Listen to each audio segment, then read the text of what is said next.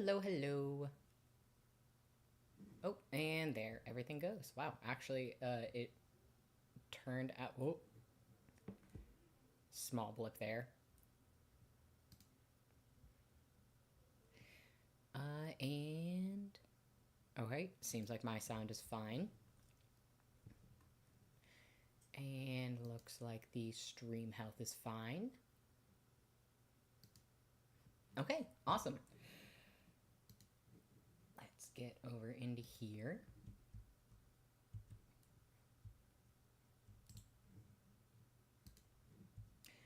And I'm keeping one eye on the preview to see how far behind you guys are from where I am. And not that far behind. Sweet. Hello, hello. Raw. Going to, as I said last time, talk about Forbidden Door. And hello. And all that fun jazz. I'm just gonna wait until everyone's able to actually get in and all that fun jazz. So if 90% of this game I spend accidentally milking the wrong animal. Ain't that just the way?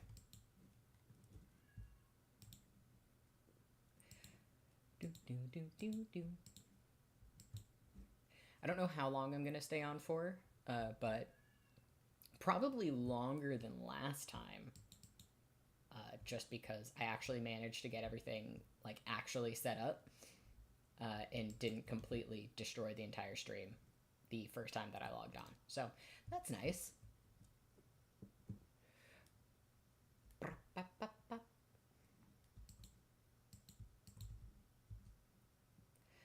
Da-da-da-da. Give me my worms. Give me my worms while I wait for my friends.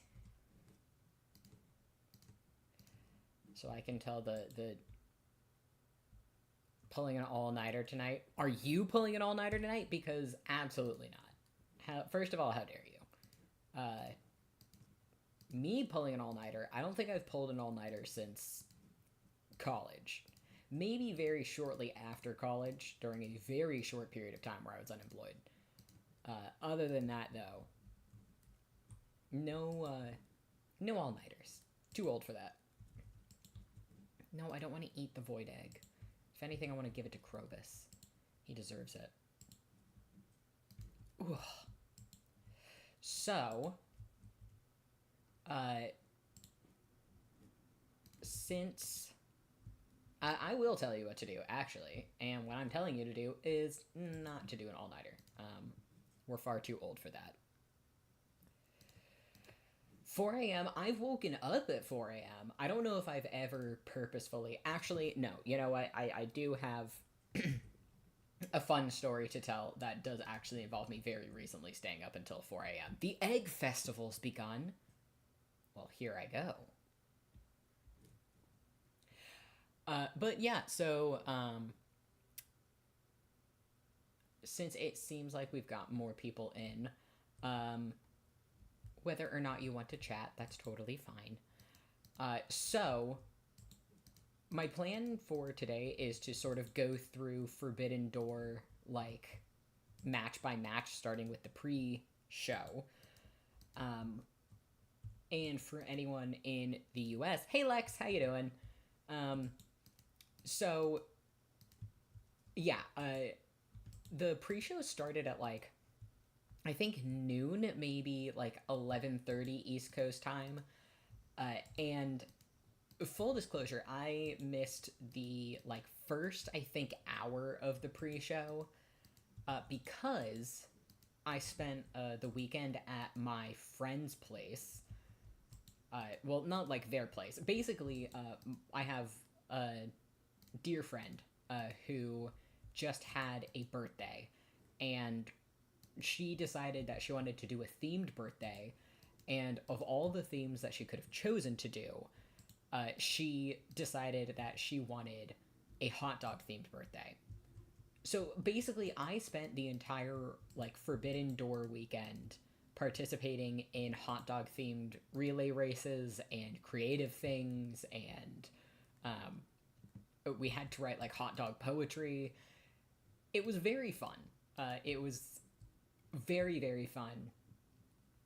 All that to say, though, it ended Sunday, and so I was in the process of driving home while the pre-show was going. So I didn't actually see a lot of those matches, but I will uh, have us discuss them just because why not? I think it might be fine. I think it might be fun to, go through every match and then sort of end with the steel cage match because that's what we were talking about mostly last time. And have I talked to all the villagers yet? But yeah, so again, I'm like at my friend's place the whole weekend. And the big event for this birthday party was to do a hot dog cook off. So basically, we were all given the same hot dog, and we could do whatever else we wanted with it. It just had to, you'd had to be able to eat it with your hands, and it had to be clean. It couldn't be super messy.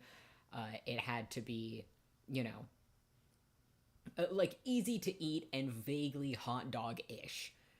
But we could do whatever else we wanted with it. So what I did was I decided I wanted to do a Korean themed hot dog. So I got shaved beef and Korean barbecue sauce and kimchi, and I basically like I marinated the shaved beef in the barbecue sauce, wrapped it around the hot dog, I covered it with some yum yum sauce. I lined the bun with kimchi and then toasted all of that. And needless to say, I won the hot dog cook off, which means that I was crowned the weenie wizard. So, in case you didn't think I was cool enough, I'm also now technically the weenie wizard. So,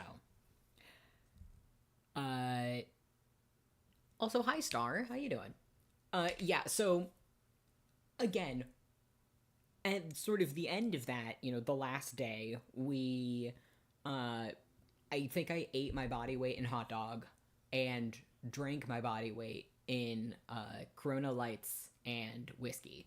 So, on top of missing part of the pre show, I was also not the most hungover I've ever been in my life, but very hungover watching the actual pay per view. And I had basically been up until 4 o'clock in the morning uh, that last night. So uh, I was sort of there for the first few matches. I really locked in like halfway through, but I don't remember a ton of details.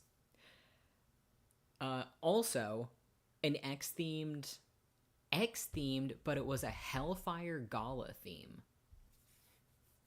That's cool. I don't know how you would combine those, but that sounds pretty dope. Also, I don't know if you guys can tell on screen. We're at the egg hunt. So, uh, yes, I'm the Weenie Wizard. Thank you. That's the only title that I'll be going by now. It is my proper Christian name. I'm going to get it legally changed in the district court soon to read instead of Mr. the Weenie Wizard. But once I do this egg hunt, we'll dig into Forbidden Door. Okay, I'm gonna absolutely sauce these kids. I have a route that I do, you see. Ah, these kids do not stand a chance. Also, I'm hoping, and it may not be next stream, I'm hoping it's next stream, but the next time I do this, hopefully I'm going to have mods for my Stardew Valley. I've actually never modded Stardew Valley before. I just never got around to it. But I downloaded the modding software, which means I'm going to try and add in some spooky mods for spooky season, and we'll have some spooky streams. I absolutely nailed it. I absolutely crushed those kids.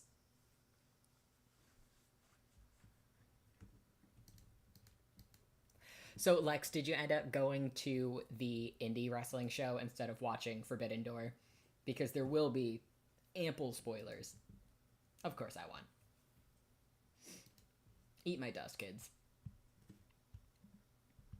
Okay, so now that the uh, Egg Festival is done, we can actually get into the real topic, which is talking about Forbidden Door. And I'm going to try to go in order of when the matches happened, but again, I was too busy being crowned the Weenie Wizard to watch the first two.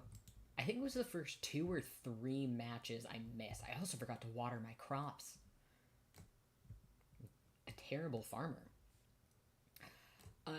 But the pre-show, in terms of matches, opened with Paragon versus, I believe it was Don Callis family. It was Hechicero. It was CRU. Okay, so basically they fought Crew. They fought Hechicero. And I almost completely missed that one. I was able to catch a little bit of it, but it seemed pretty good. I mean, it seemed like a very typical pre-show match. So, it wasn't insane. I really like that we got Yuya. I think Yuya's pretty cool. He's one of the very few New Japan wrestlers that I was actually like, who weren't pre-announced, who I was actually somewhat aware of. And El Desperado. I love El Desperado. I think he's so cool. I think from what I've seen, he's getting close to retirement. But I hope he is able to do a couple more matches in AEW before he fully retires. But yeah, it was just the 8-man tag match. And it was pretty good. The Paragon won. And then at the end, from what I remember, the rest of the conglomeration, or not the rest of them, but I believe it was Tomohiro Ishii, came out to, congratulate Kyle O'Reilly.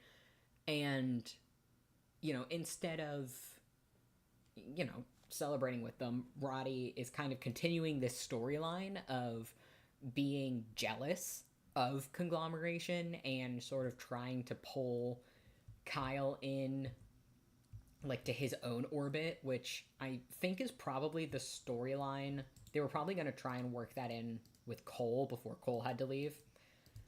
But that happened. And what I was surprised about was that it was just sort of a continuation of the storyline instead of anything really significant happening, which sort of set the tone for the rest of the pay-per-view.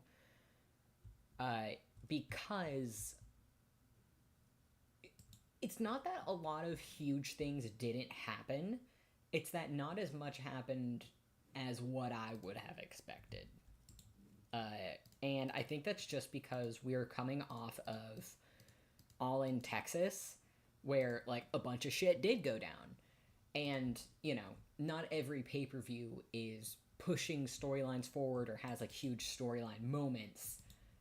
It just sort of, for the point of Forbidden Door, before I give, the parts of it that I really liked in any of my criticisms, is that it is mostly just here are some dream matches. It's not necessarily pushing a lot of storylines forward. It's here's guys from other companies who you would never normally see together wrestling together. So, eventually once I remembered that, I was able to temper my expectations.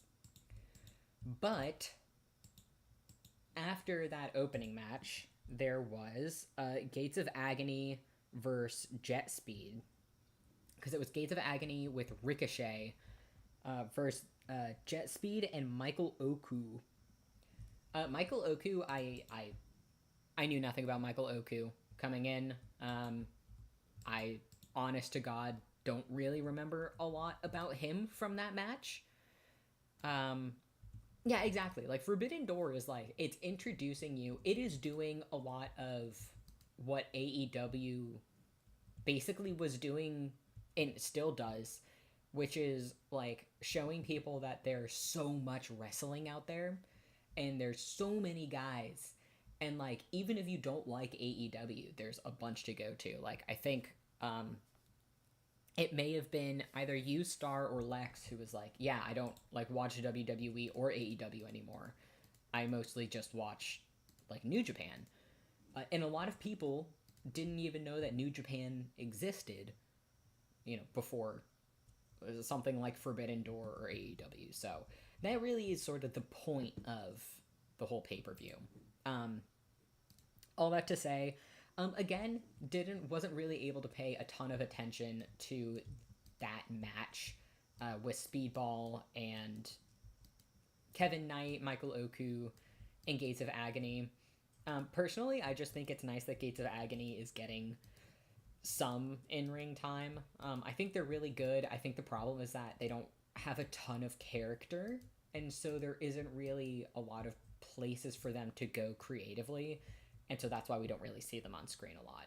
I think once they separated them from Swerve, they lost a lot of their not charisma, but like I feel like they're still trying to find their place. And I think if they're able to develop character with Ricochet, then that would be pretty cool. Yeah, Lex, it's like that's the thing, right? Is that like I feel like a lot of there's just so much wrestling. There's so much wrestling out there, and there's a little something for everyone, and it's good that it's not all the same. Like New Japan is nothing like AEW or WWE, and the same thing goes for like CMLL and AAA, and they're all like just so completely different.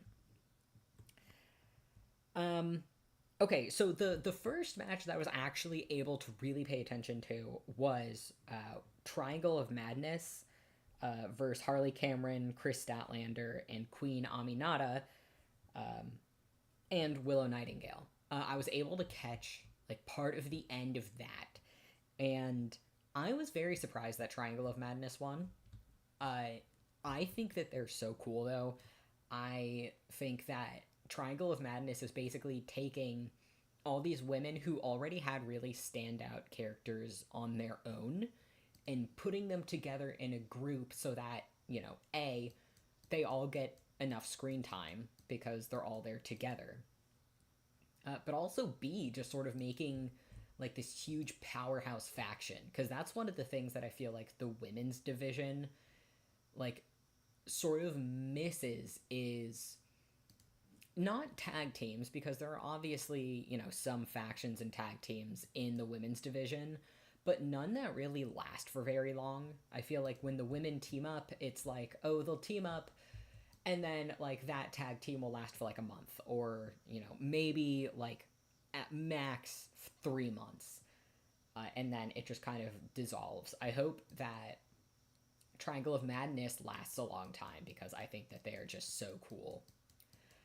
And then fish, don't escape me, I want this treasure. Of course, on the other side, I'm so happy that Willow Nightingale is back. I'm so happy that Chris is back in action. Um, I'm also just, generally happy that Harley Cameron is back and seems pretty healthy. I know she has the mask on. I think that a lot of wrestlers get cleared to wrestle so long as they wear that mask because it's protecting their either nose or orbital bone. It depends on, whatever you get injured. But I just think she's so cool. I love what she's doing with Chris and the Death Riders. I think adding Harley into that whole interaction is like a little bit of comedy in the middle of what is generally a very serious storyline. I'm also a very big fan of Thekla. She has grown on me. I think, honest to God, one of my only criticisms, and it's not even a criticism of her, her entrance has a lot of like violently flashing lights, and I have a friend who like literally cannot look at the screen when she enters or if she wins a match because it is like a huge epilepsy warning. And that sucks because her entrance is so cool.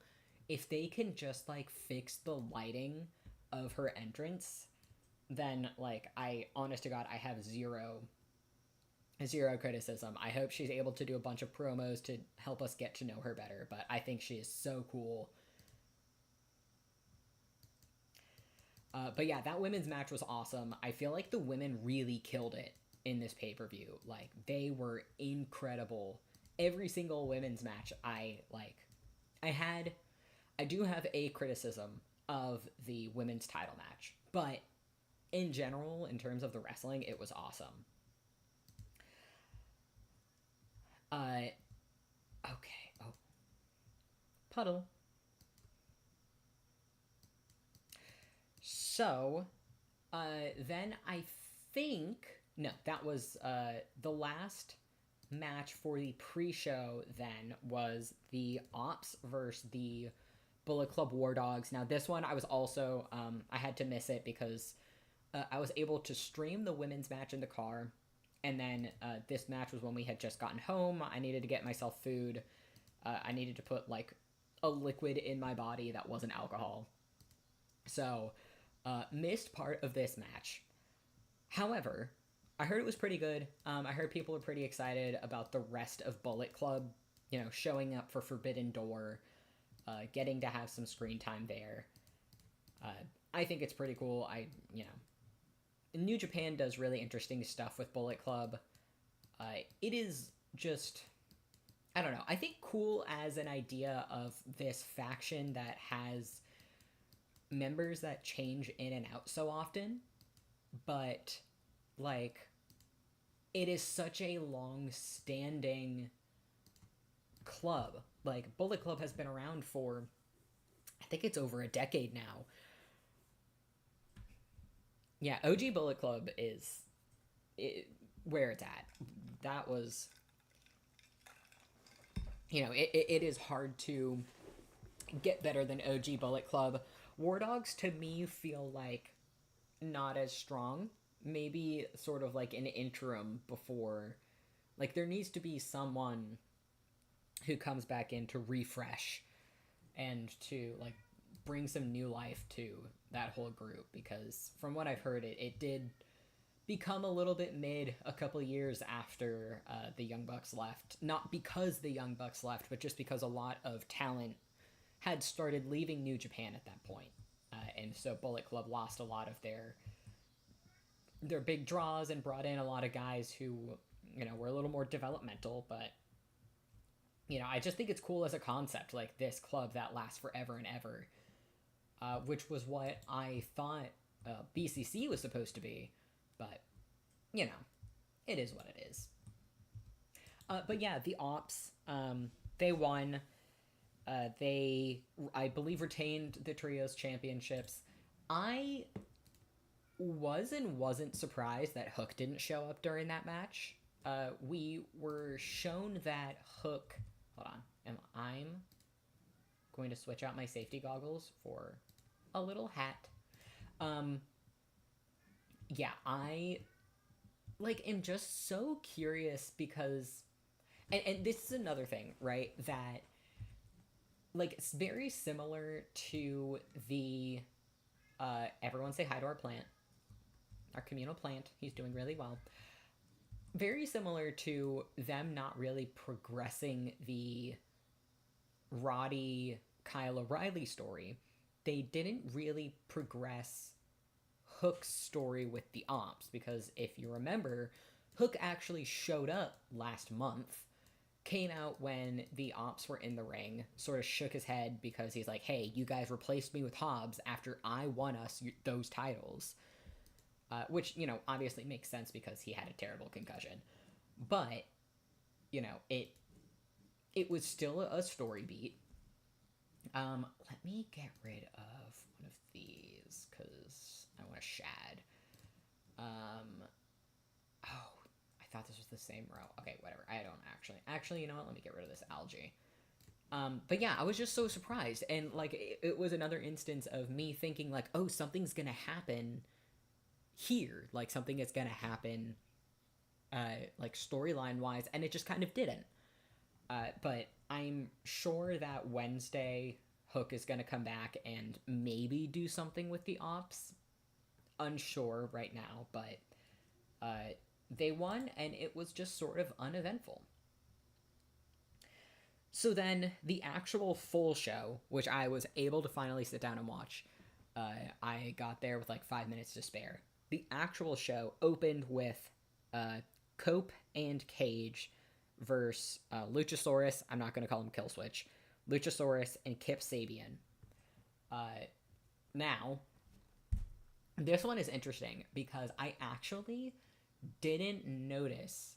We sort of have to go back to Collision, right, where Luchasaurus re-debuted. And one, I'm very happy that he's healthy. That was a very scary uh, uh, injury that he had. I believe it was double pneumonia in both lungs, which is like insane. I'm happy that he's back. I didn't notice in his like entrance package that the hands of the person who's bringing him back were Jack Perry. It literally did not occur to me even once that that was Jack because I wasn't paying attention to that. I was paying more so attention to the fact that Luchasaurus was coming back. But what's funny to me is that people could tell it was Jack, partially because of the jacket sleeve, but mostly because he has just like tiny hands. Like that is literally it reminded me of when the quote unquote the devil showed up in AEW, and everyone was like, "That's Max. Like that's MJF. We know him because like no one has an ass like that. Like we know that that's MJF 100%." And that's how everyone clocked him. And AEW ended up, I think, having to reveal him early because they were like, "Oh shit!" Like everyone figured out it was him. Um, but yeah, it was very funny to me watching everyone be like, "I those are the smallest hands I've ever seen. That's Jack Perry because he has those teeny tiny little hands." So that is super cool. Didn't even pick up on that. So I'm thinking tomorrow's gonna go kind of insane in terms of storylines, like sort of catching up. Hold on, I have to sneeze.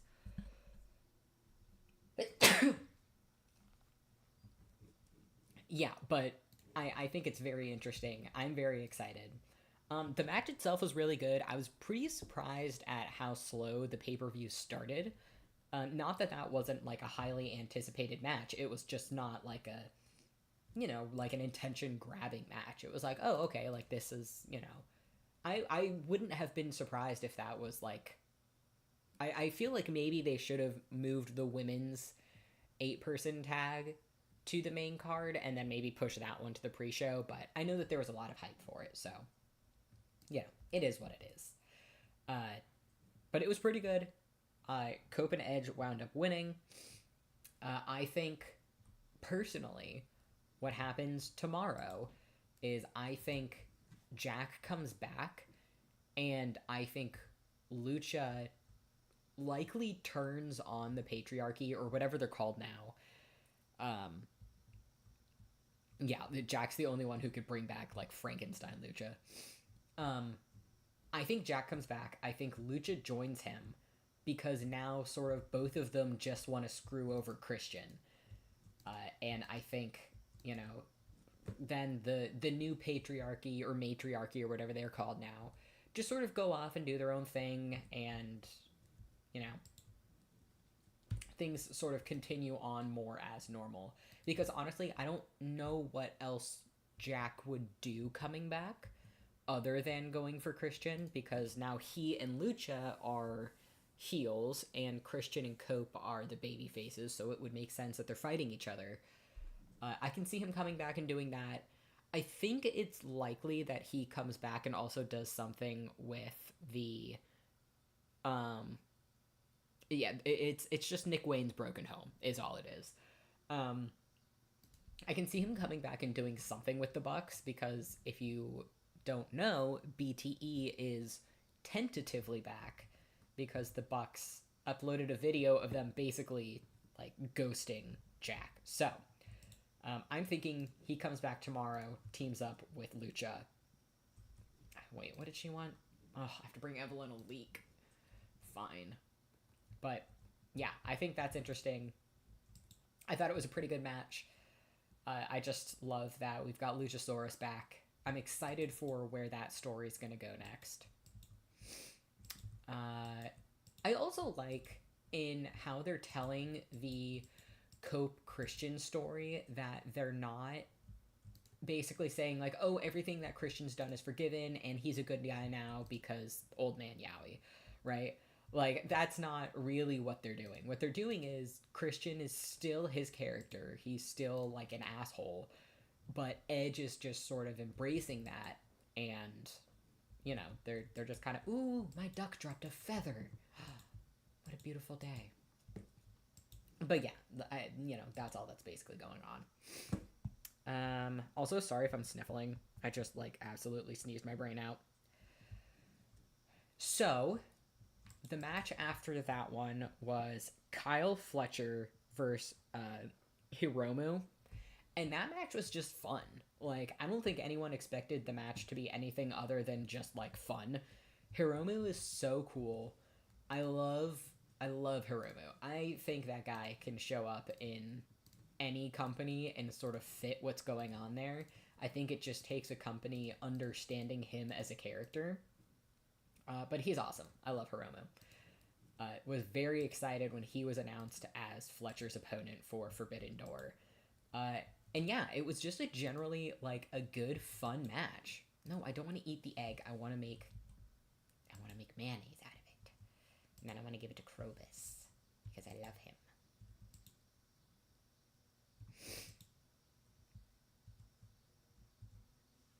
Yeah, like that, going back, like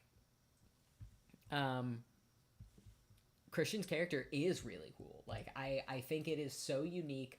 I think it can be really serious and also really funny. Also to say, I loved the crowd at the O2 Arena because they just started like, first of all, they had the best chance, but then they just started like singing to Christian, and it was just fun. I just thought it was a really fun match. You know what? I want to hang up my mounted trout. But yeah, that was really fun. But the Kyle Fletcher match was just generally awesome. It was just good. Kyle Fletcher is like such a goat. I think he's going to be incredible. Give him like another 5 years. I feel like he's going to be the head of some company. He's just like the face, like a guy who can be the face. And then the next match is one that I had a small... It was a criticism, not necessarily of the people in it, but of how it ended. So, the next match was the AEW Women's title match between Mercedes and Alex Windsor. So, a couple of things. My first thing is I don't really like anyone just coming into the company and getting a title shot because they're new and people are excited about them. I love Alex Windsor. I think she's awesome. I think she is so cool. I think there were other women who deserved a title shot. Not that she wound up winning, but like, I just thought it was interesting the women that they put in. Oh, the Desert Festival's today. Let's go. I thought it was interesting the women that they put in the 8-person tag match and then didn't have any of them going for the title. That was one, like, not even really a criticism, because again, I really like Alex Windsor. I think she's pretty cool. But just an interesting thing. My problem was the way that they ended the match was very quick. It was just like... can you move out of my way, please? It was so quick that I missed it completely. Like, I literally looked away from the screen for a second, And when I looked back, it was over. And I feel like they are doing Mercedes such a disservice because they are Bazilla. Yes, I'll get to Bazilla. Uh, love her. She is so cool.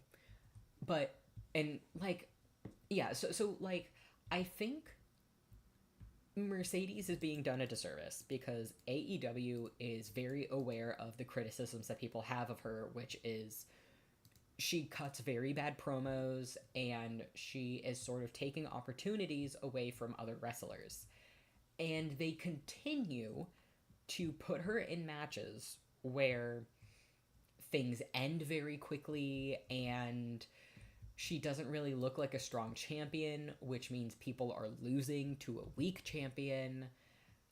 She is, just getting a lot of opportunities, which I think she deserves because she's done a lot for the women's, uh, uh, just generally the women's wrestling scene.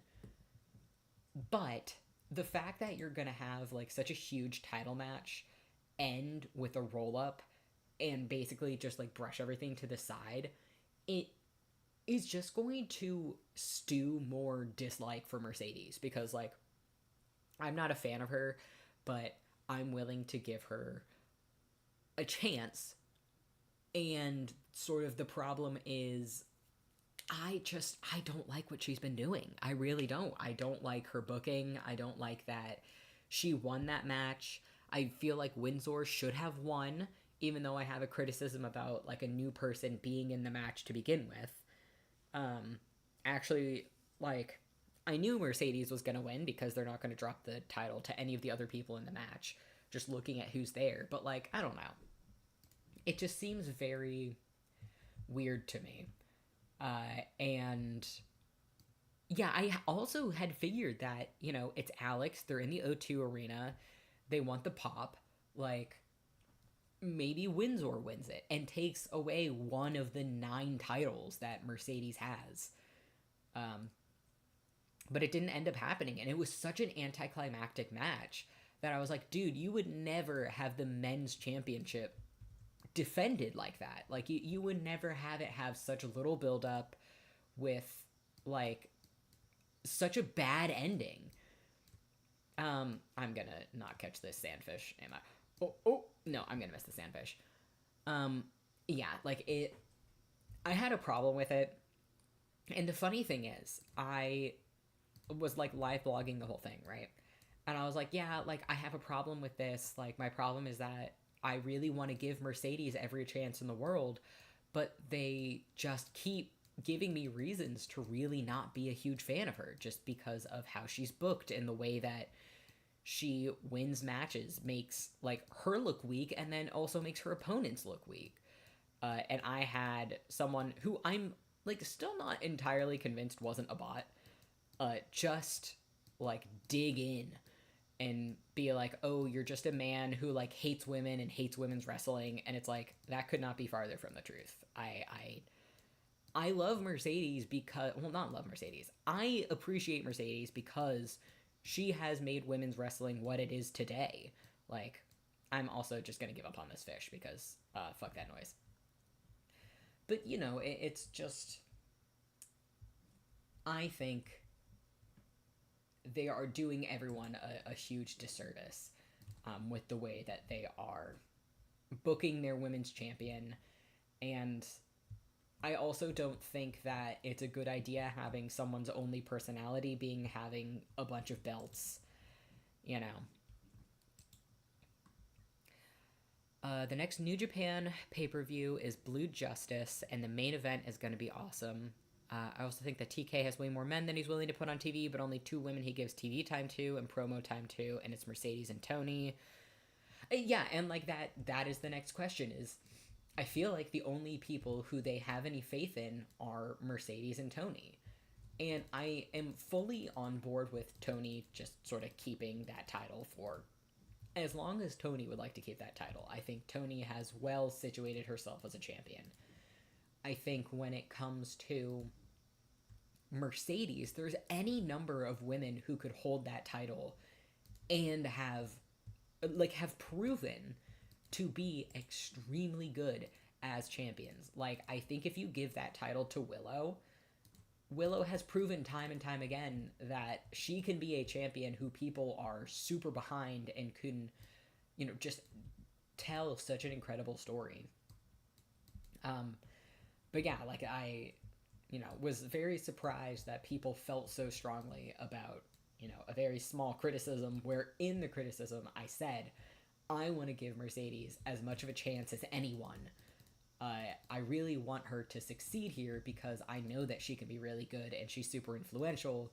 She's just, maybe of no fault of her own, really missing some beats.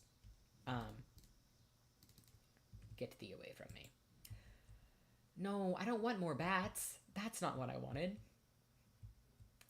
But yeah, that was that match. It ended very quickly. Bazilla, though, I don't know. I think Bazilla is, and maybe one of you can correct me. I think Bazilla is a Stardom wrestler or I think she's a Stardom wrestler. Um, and I'm not one for having AEW poach everyone, but I am a huge fan, and I only ever really saw her in that one match. She like absolutely ripped shit. Bazilla was so cool. I think they said she's only like 20 years old or maybe 21 years old. And like, dude, she was awesome. Like, what an absolute powerhouse. And one thing I will give Mercedes was that she made Bazilla look strong, which doesn't take a lot, but she did a lot of really good stuff in ring, like promoting Bazilla. All right, she was in Marigold and now in Stardom. Okay, so she is a Stardom wrestler. I think she's incredible. I'd love to see her. Uh, you know, maybe in, I think Stardom's great, but if she is going to move to a promotion that is more accessible, I'd love to see her in AEW. But she is awesome. And then the next match, which had a similar ending, and I'm curious to see if anyone else agrees. Uh, Nigel McGuinness versus Zack Sabre Jr. This match really caught me off guard.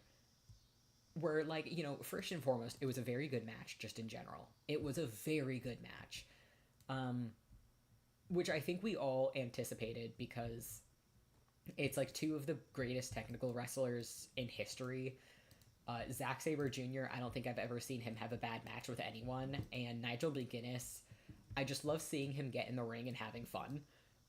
Which is basically all that he does. Like, that is most of his matches are just him getting in the ring and being a little shit and having fun, which is my favorite kind of match.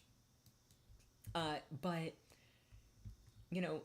that being said, I feel like there were a couple things that were interesting that actually had nothing to do with the wrestling.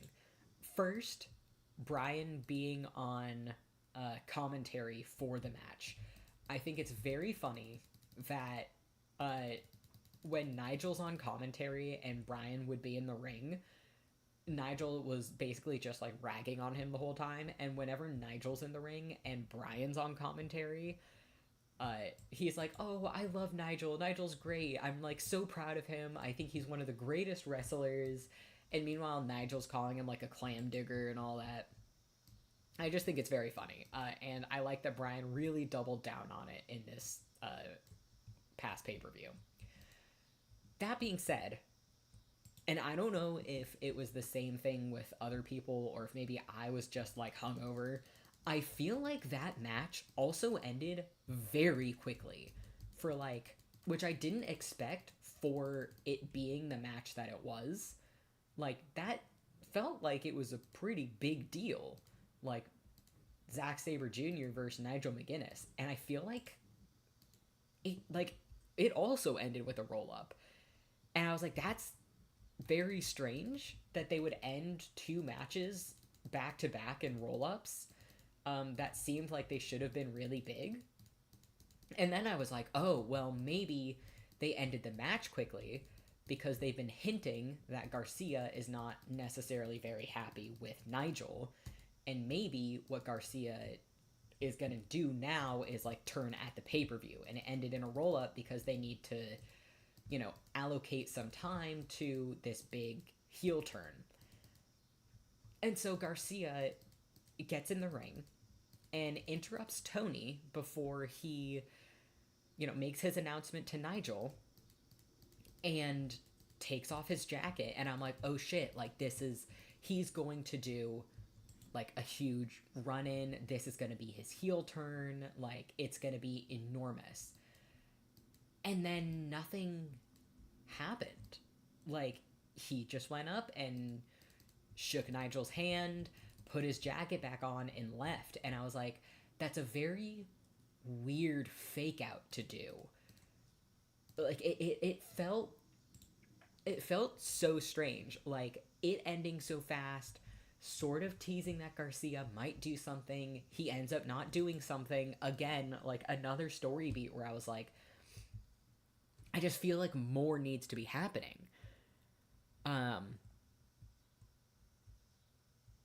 Yeah, again, the camera work with it was very strange, right? Where like the camera was on Zach, the crowd starts reacting to something that we don't see, and then Garcia's just in the ring, lifts Nigel's hand, is like, yep, okay, cool, whatever, bye, and then leaves. It was very weird to me.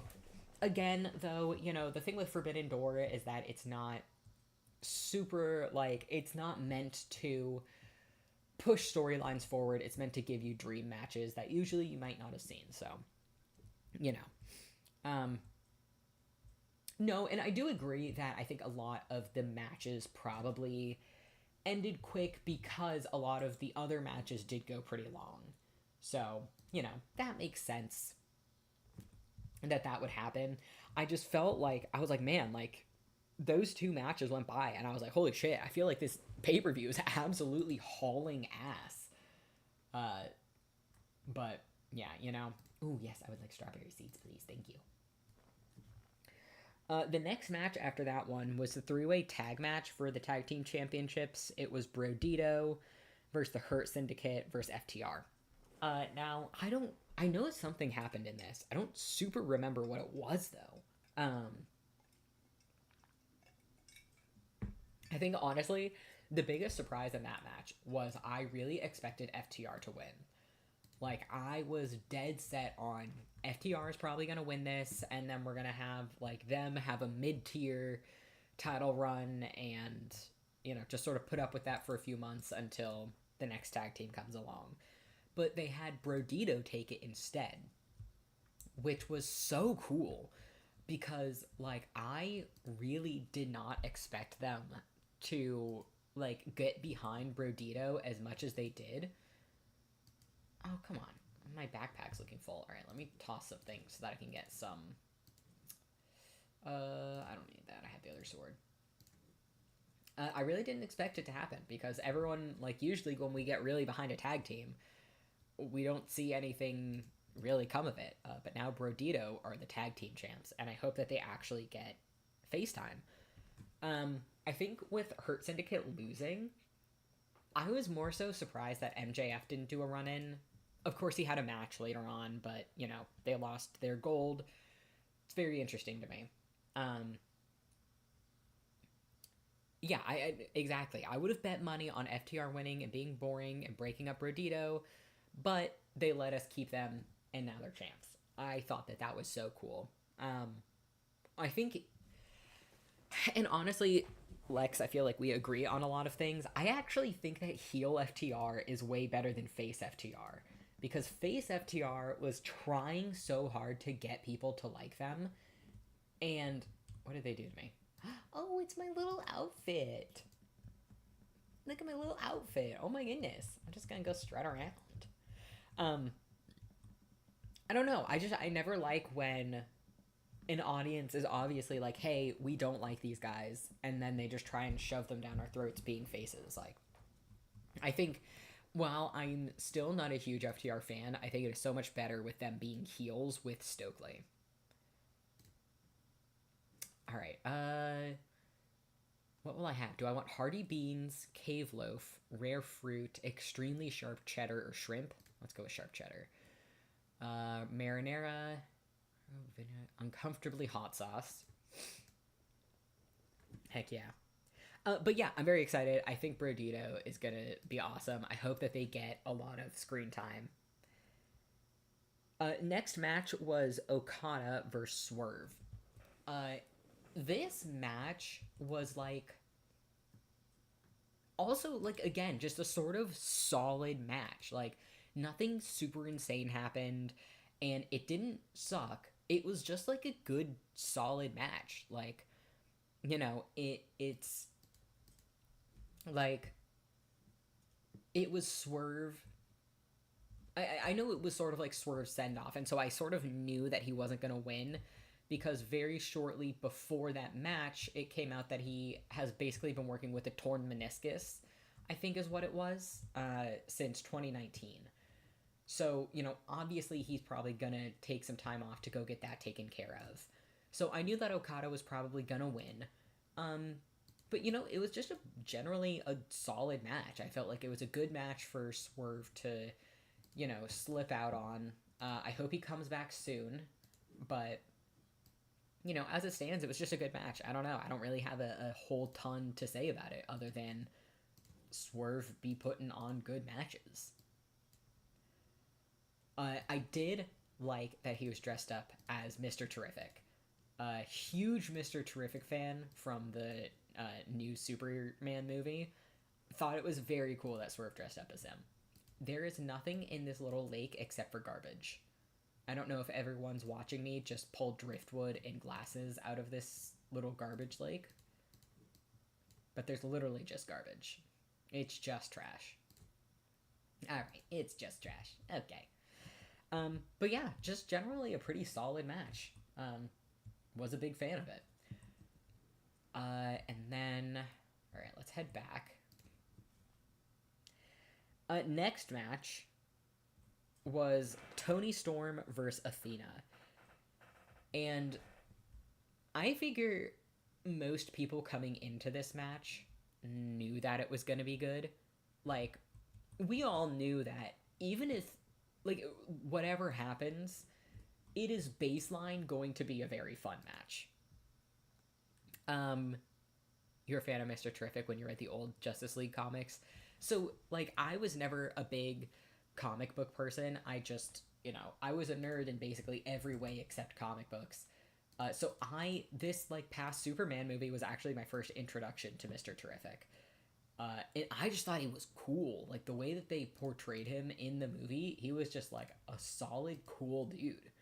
I was a very big fan.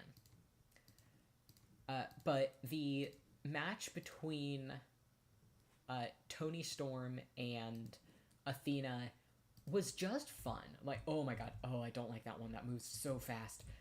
I'll get this stuff tomorrow. Yeah, like, it was just a fun match. Tony's makeup was so cool. I think just, like, the very, like, ghostly white, like, the Rococo circus clown was, like, so cool. And then the wrestling itself felt like they were going for a lot more of a hardcore match than they usually would. Like, they just sort of felt like they were both, like, just in there to slug it out, which was really cool. I really enjoyed, like, that match, like, the storytelling and the wrestling. Yeah, I know a lot of people actually really thought Athena was gonna win. I was not convinced. I figured Tony was actually gonna win just because, like, I feel like they are setting Tony up for another very long title reign, which I hope she gets. I just, I think she's cool. I think she's very good as champion. I hope Athena comes into, like, the main AEW roster full time, because I just think her and Billy's dynamic can have a really good storyline with it. But yeah, I mean, I fully expected Tony to win. I was not upset that she won. I thought she and Athena put on an awesome match and made each other look, like, tough as hell. Excuse me, can I milk my cow, please? Thank you. Yeah, I just thought it was a very cool, very fun match. I really like Billy Starks. I know she's super young, but I feel like she's gonna be like really good. I like that she got paired up with Athena because I feel like Athena is a really good teacher. I've heard that she's like mentored a lot of the younger women backstage, so I just think that they absolutely killed it in that match. Billy killed it.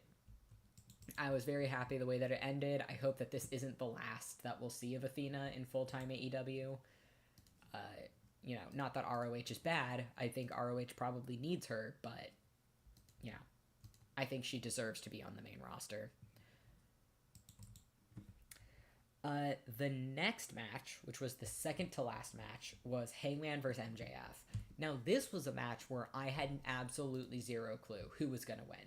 I was like, I think there is every chance that MJF wins this match, and we get Hangman sent on like a spiral or pushed into another storyline or something. I just, I really didn't know who was going to win. I think the way that they started it was very cool. Just Hangman absolutely wailing on Max. It was also funny. I liked Max's outfit, like his ring gear, reminded me. I don't know if anyone's ever had those Zapp's chips. They're like the New Orleans style, like potato chips. They're salt and vinegar bag. The coloring of the bag is identical to the way that Max's ring gear was colored. And that's all that I could think about for quite a bit of the match. But we... Oh, your husband made you think that Hangman was losing? Dog. Honestly, for a good period of time there, mid-match, I thought that that's absolutely what was going to happen. I mean, here's the thing, right? First of all, the match itself, Hangman and MJF, whenever they have a storyline together, it's always sort of a bridging storyline. Like, they're almost like two ships passing. And they never really have, like, a long storyline that we can really sink our teeth into. It's always like, it'll last for about a month, and then they just kind of, part ways after a big match. But the other thing is, they tell such good stories in such a short amount of time, and those two can... I don't know why I was clicking and it wouldn't let me pull that back in. But, like, those two always put on a good match. An MJF versus Hangman match is, like, at the very least, an incredible match. It always just bangs. Like, that match that they had was so good. Especially, like, with the storytelling. Because you had MJF basically faking everyone out, being like, oh, like... Because there was a period of time there where, technically, Hangman was counted out. Or not counted out, but he was pinned.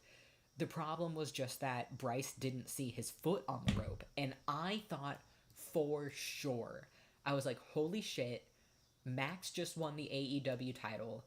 This is insane. Like, I can't believe this just happened. I don't think that this is a good idea. Because coming off of the Hurt Syndicate match, I really just don't think Max... I don't know. I think that there would be a lot of backlash to Max winning the AEW championship after what everyone kind of agreed was a pretty mid storyline with the Hurt Syndicate. Just because it really didn't go anywhere. Like, it looked like it was gonna go somewhere, and then they just sort of gave up on it. And it was very weird. And I was like, I really don't want them to just give up on this just for Max to get the title. But... there was then that fake out where you had Briscoe come in, and then it was like, all right, well, Hangman, like, is he gonna cheat? Is he not gonna cheat? Is Bryce gonna see? There was so much back and forth. It was, like, absolutely insane, dude. Like, oh my god, that match took it out of me. That was, like, I swear to God, for a period of time, I was like, holy shit, Max just won the AEW championship. Like, that is insane. But, they faked us all out.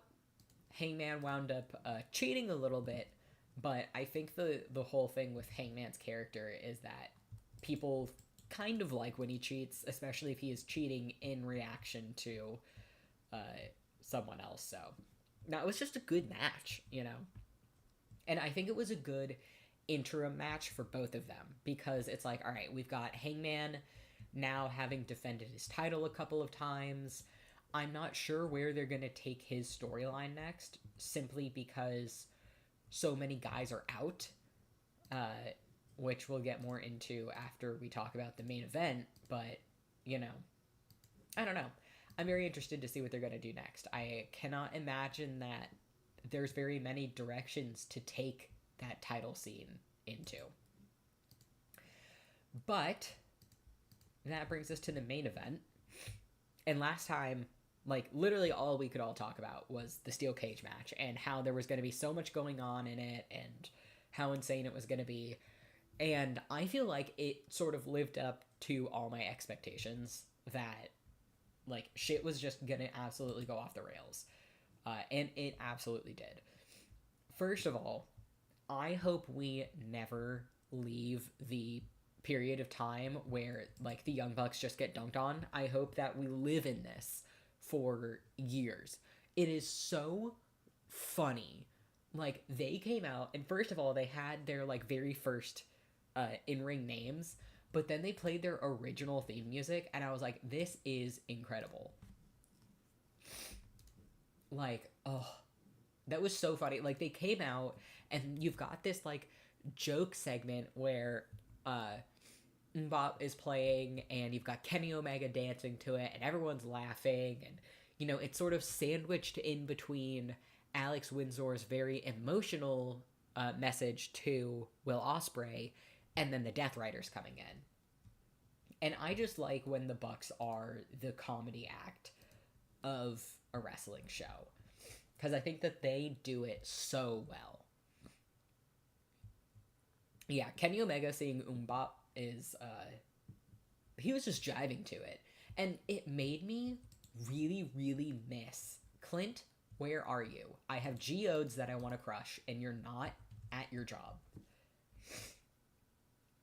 But yeah, it made me really miss having an elite feud, which we got a little bit of it. So somewhere towards the beginning of the match, we got Kota Ibushi and Kenny Omega standing on one side of the ring, the Young Bucks standing on the other. And it was like, oh man, I miss seeing those guys have their melodramatic family feud. I miss when the biggest storylines in AEW were the Elite, because they tell that story so well, and it is nowhere near finished. I think it is just... Also, sorry if you hear me sniffing. I had a bunch of kimchi for dinner, and it's very spicy. But I think it's very fun. I thought that moment was so cool. I really hope that that was them hinting at another Elite storyline. The whole gummy bear gag was awesome too. I'm just always so impressed at how the Young Bucks can always balance comedy in the middle of what really is a very serious match. Because you've got them being like, oh yeah, we're gonna, everyone obviously thinks that they're gonna release Tax and all the gummy bears come out. And also, Will Ospreay ate one of the gummy bears off the mat. And can I just say, foul. Disgusting, nasty. He has to have gotten sick from that. That is disgusting. I saw everyone stepping on those gummy bears and bleeding on those gummy bears, and then he ate one. Absolutely foul behavior on his part. But Tanahashi in the match also, it was just I know that we're figuring this is probably Tanahashi's, his quote-unquote last match. Every pro wrestler has 12 last matches, right? And then, they end up coming out of retirement for an off match or this or that, whatever. But just seeing Tanahashi in the match, knowing the state that his body's in, just seeing him smiling and having fun was so nice. Watching people absolutely beat the shit out of each other. And Tanahashi's in the middle of it, just loving life, loving wrestling. It was just so nice to see. Billy got his nickname from eating a grape from a goat. I'm sorry. Hold on a second. What do you mean Will Ospreay got his nickname from eating a grape from a goat? Hey, what does that even mean? What does that mean? What do you mean he ate it from a goat? Like, was it in the goat's mouth and then... Like, what do you mean? That's insane to me.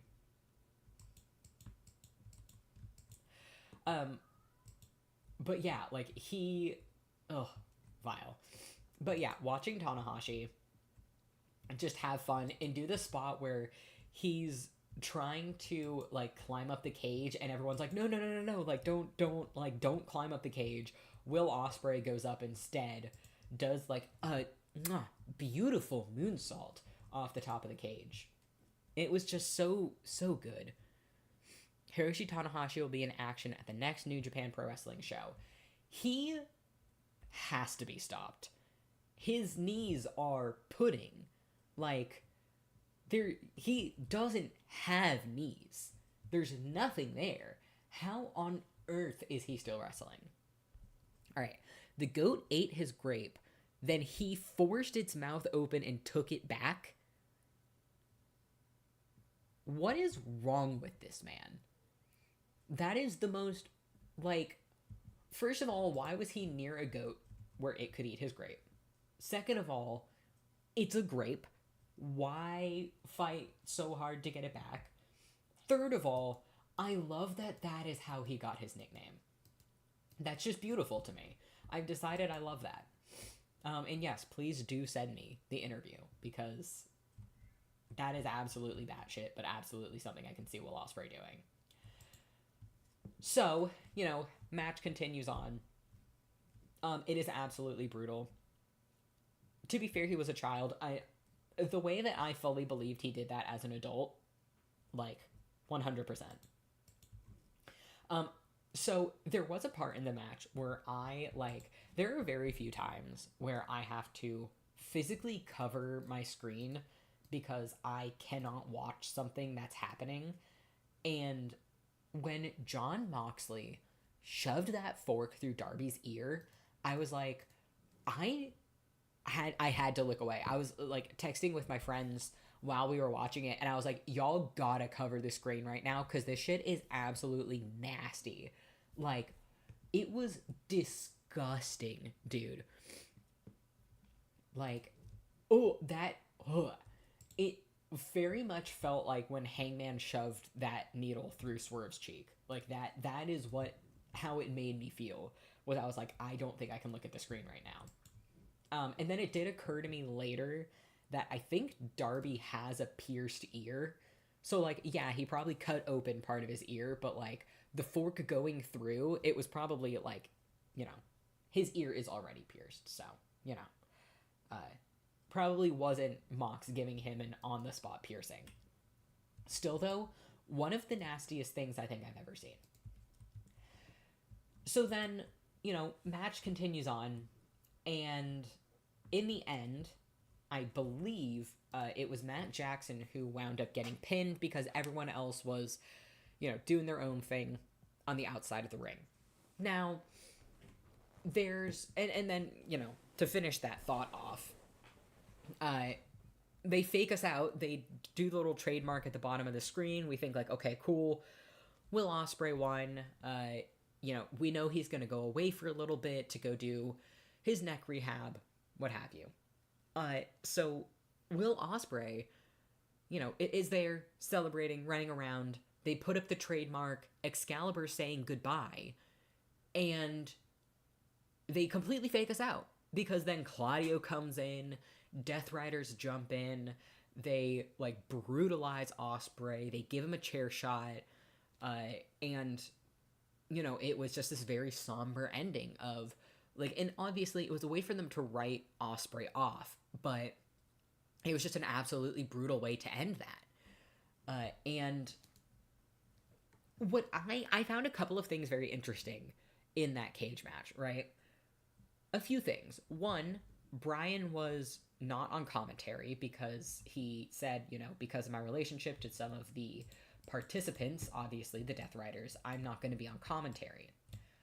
Which completely was like, oh yeah, this is a story beat. That means Brian's going to come and do a run in and it's going to be crazy and, super dramatic and everything. And then Brian never shows up.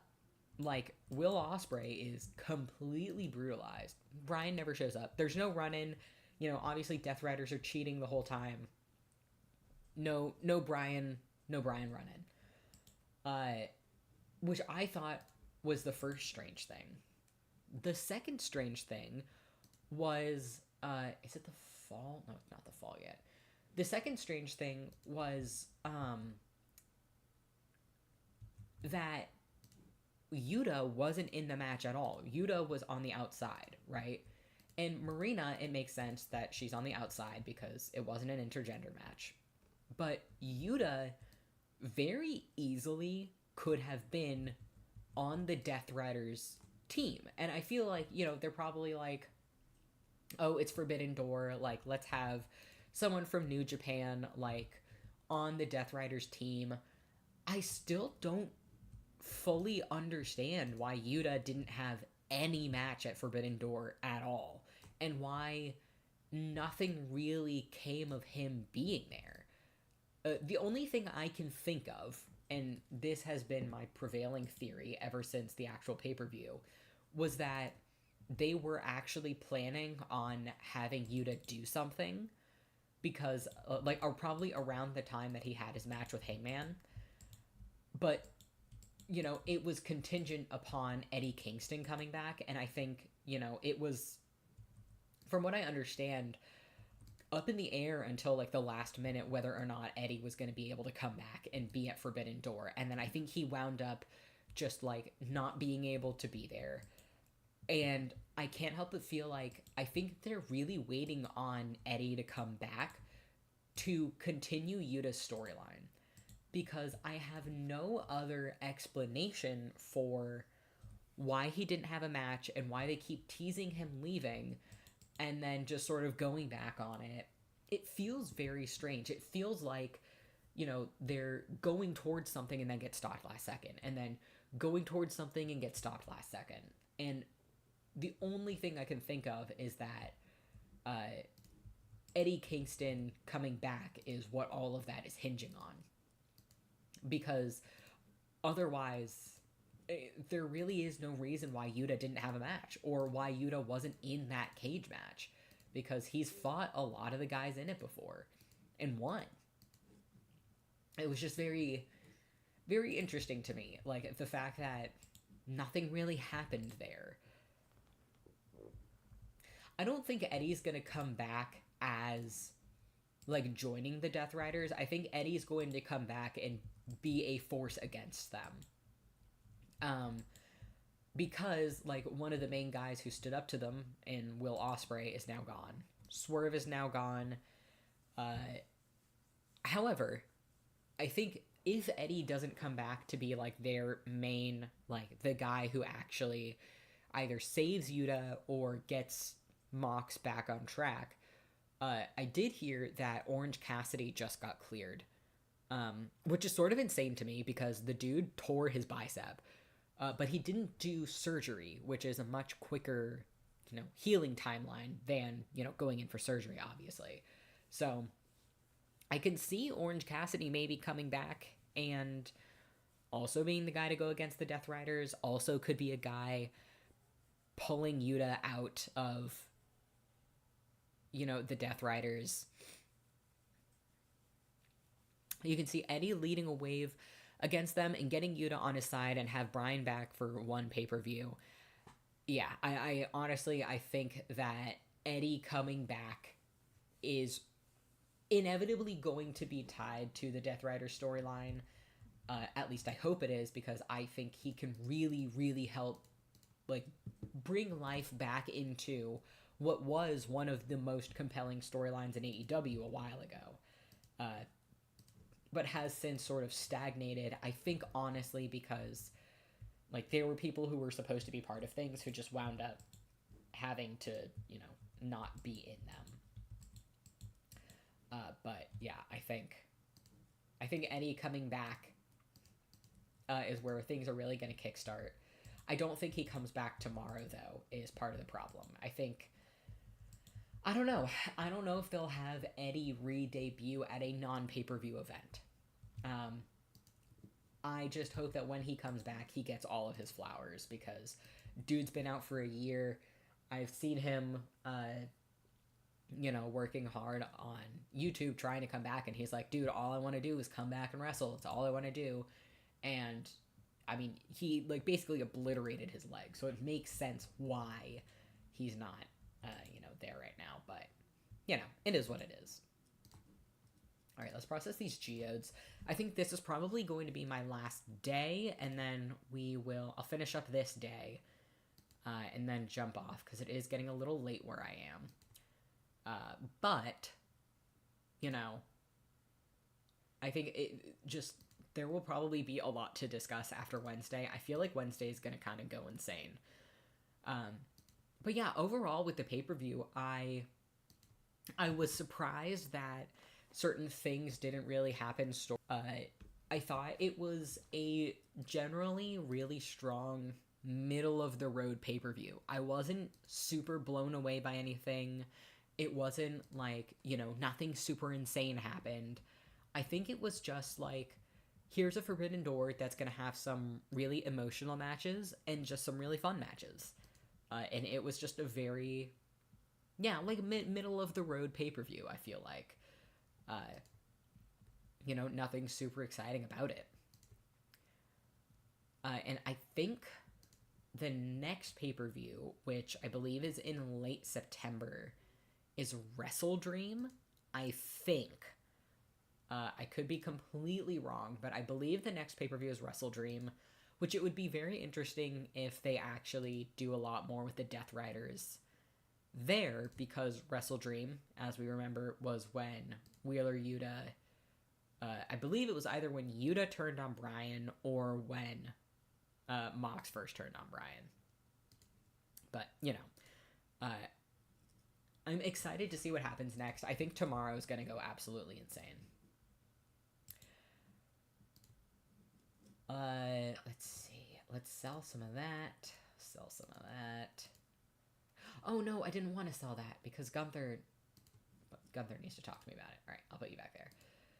I'll sell this to make up for that. But yeah, like, generally thought it was a pretty mid pay-per-view. I think Lex, it was either Lex or Star who mentioned it last time, that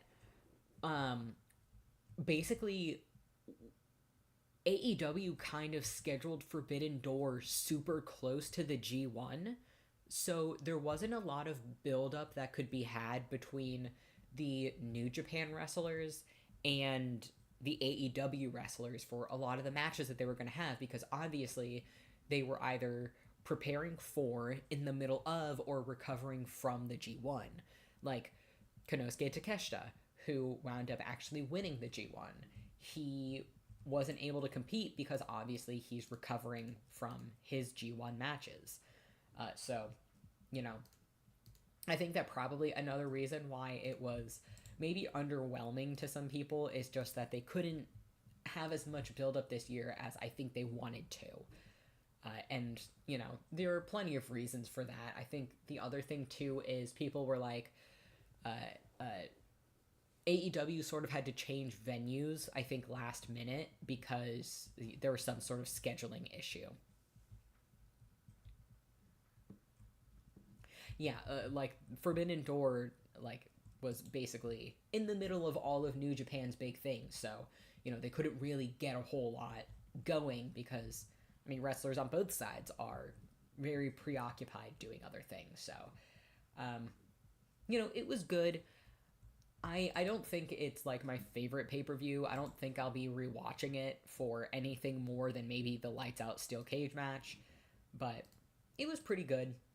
What it did do, honestly, was get me really hyped for tomorrow. I think tomorrow is going to go absolutely insane because you've got MJF just lost another title match, but did not cash in his contract. You have Brodito coming in as the new tag team champions. You've got whatever's stirring between Roddy and Kyle. You have Tony's probably going to enter into a new storyline. Mercedes is going to enter into a new storyline. I think something's going to go down with the Death Riders. I think we're going to get a lot of returns tomorrow. Because when you think about it, think about the people who we have slated to return. We have Hook. We have Jack Perry. We have Orange Cassidy. We have Eddie timidly maybe returning soon. And we have Lucha returning on, like an in-ring TV basis. All right, see you later, Lex. Have fun. But yeah, I think, like, just a lot of really, like, interesting stuff is going to happen tomorrow. I'm very excited for it. I think if enough happens, I'll try and schedule another stream either Thursday, or I might try for this weekend. I am going to a Ren Fair Festival this Saturday, so I will be MIA that day, but either I'll try and schedule something Thursday, Friday, or potentially Sunday. We'll just sort of see where the week takes us. But yeah, I thought it was really fun. I'm really excited to see what happens.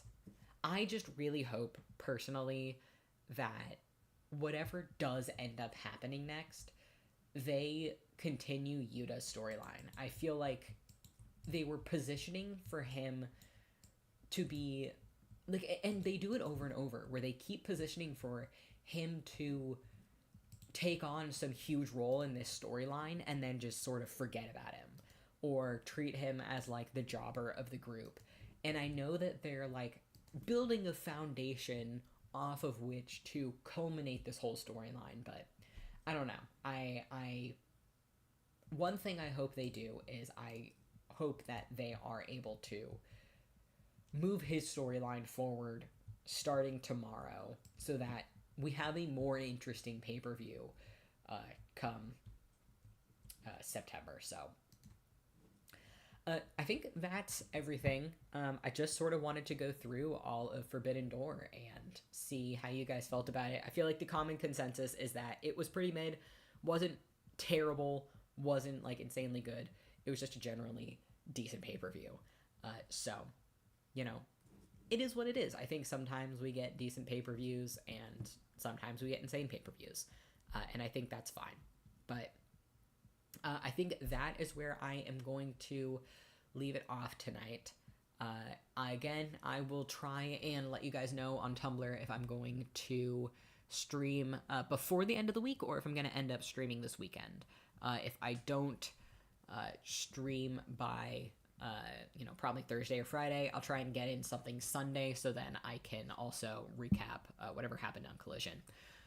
And hopefully next time I'll have some of my Stardew Valley mods installed, which will be a surprise. So, until then, bye. I hope you guys have a good rest of your night, and I'll see you over on the blog.